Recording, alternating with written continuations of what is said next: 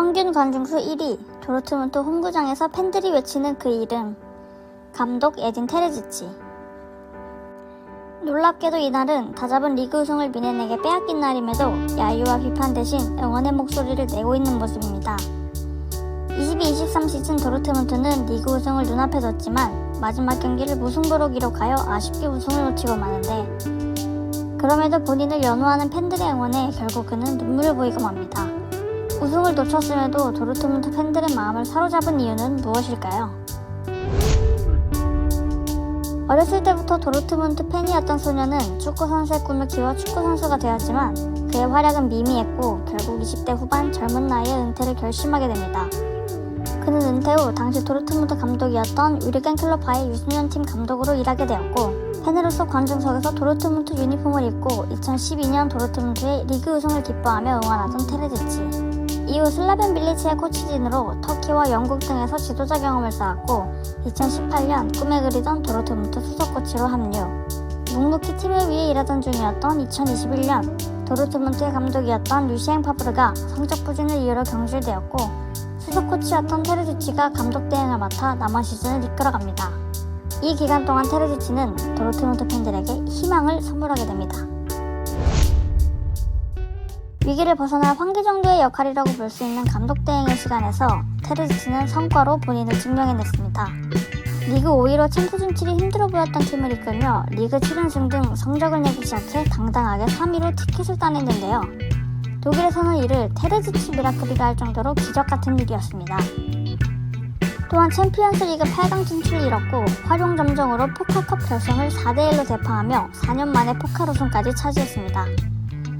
포칼 우승이 확정되는 심판의 휘슬이 울리는 순간 고개를 숙이며 눈물을 쏟아낸 테르지치. 9년 전 서포터즈석에서 우승을 기원하던 팬은 감독이 되어 팀의 우승을 이끌게 된 드라마가 만들어진 것입니다. 테르지치의 감독 대행은 마무리되어 마르크 로제가 감독이 되었고, 유의미한 업적을 세운 테르지치에게는 21-22 시즌 디렉터 코치를 맡기며 동행을 이어간 도르트문트.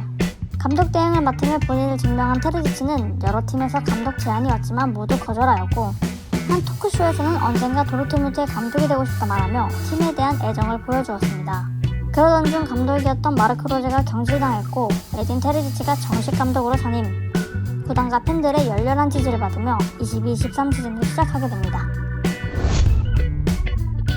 사실 모든 팬들이 열렬한 지지자는 아니었습니다. 감독 대행 당시 이룬 성과는 감독의 역량 덕분이 아닌 엘링 홀란드와 산소 덕분이라는 의견도 있었기에 감독 선임에 의구심을 갖는 팬들도 있었죠.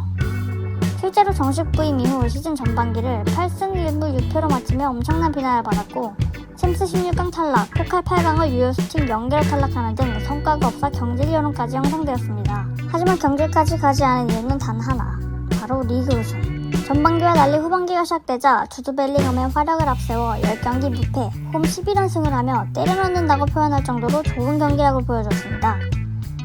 6위에서 1위까지 순위 수직 상승에 성공하자 팬들은 11년 만에 리그 우승에 큰 기대감을 가졌죠. 분데스리가 마지막 경기를 앞둔 시점 1위 도르트문트와 2위 미넨은 승점 2점 차로 11연속 우승을 도전하고 있던 바이에른 미넨을 저지할 수 있는 상황.